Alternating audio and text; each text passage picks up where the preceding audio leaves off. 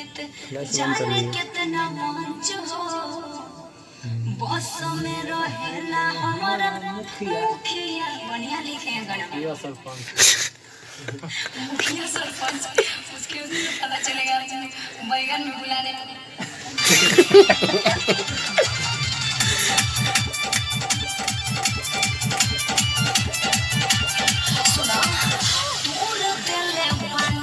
जाने कितना मंच हो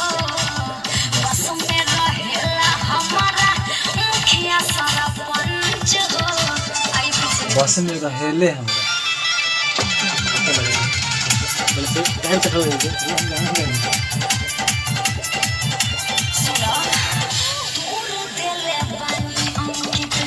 जाने कितना मंच हो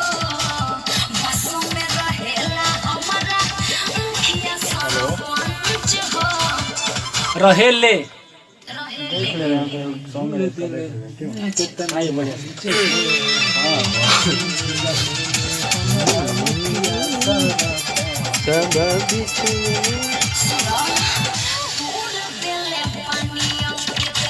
जाने कितना मंच हो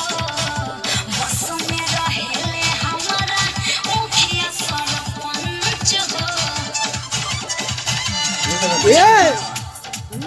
ना